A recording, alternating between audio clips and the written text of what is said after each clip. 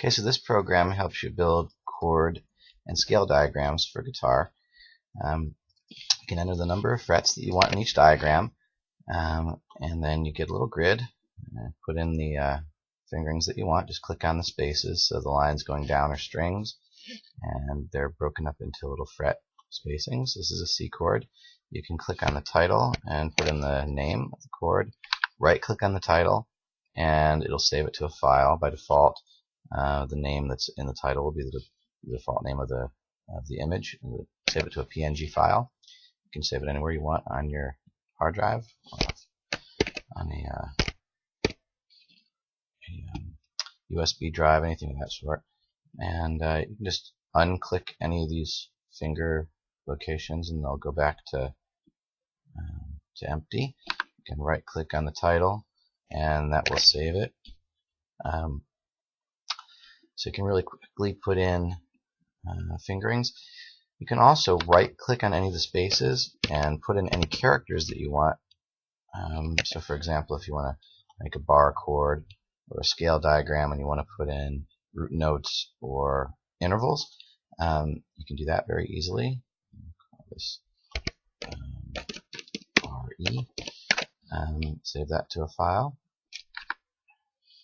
And when you start the program, you notice that it gives you that number of frets to include. So for example, say you want to include a full fret diagram of a scale, you can go through and make that fretboard diagram any number of frets long that you'd like, and save it. And of course, if you want, you can click on any of these intervals. So here we could, for example, label each of the intervals.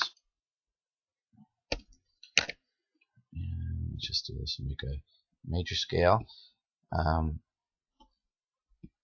Every time you click, it does whatever is there, puts it back to a normal string.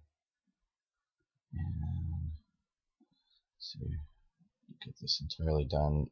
Draw a full diagram of the major scale.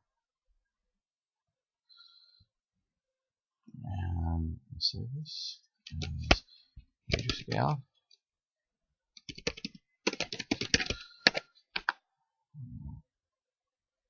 Put this over here.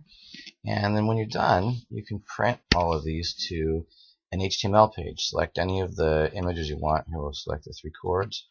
And it'll pop it up in your browser so that you can see the browser's loading here. And you can see this isn't a temporary directory wherever the program's running. So this is just an HTML page. So if you resize the page, you'll see that the flow just automatically gets adjusted, so you can put as many images on a line as you'd like. Size this however you'd like. And it's just a very simple HTML page, which of course you can save. Remember, this is saved in a temporary file, so if you do want to save this and upload it, for example, to your web page, you can just, most browsers will let you save a web page, save it as a complete web page, and it'll copy all of the images and the HTML. Now, for example, here we've got a chords.html. I think I closed that a little too quick. Once again, save as chords.html, and there we go. It's got the chords file there. So now you can see there's a folder together with the chords.html file, and you can copy that entire thing to a website. You can see that folder has all of the images in the folder. Just upload that to your website, and you've got a full set of chord diagrams that you can pass along to others very quickly. Or you can make your own chord diagrams and just print them out quickly. And of course, since this is in the browser, you can use whatever print features your browser makes available.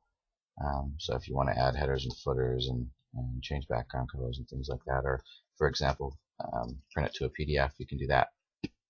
Makes it really easy to distribute your chords. And this is only about 30 lines of Rebel code. So you can make adjustments if you want spacing to be different, or if you want the images to appear any different, you can adjust the Rebel code. It's really simple to go through. This code is actually in one of the tutorials for Rebel. Just you can go to Rebel forum if you have any questions,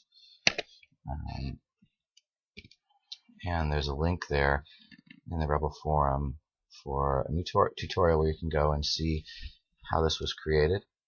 This little tutorial, and you'll see that the code is fully documented along with the rest of Rebel.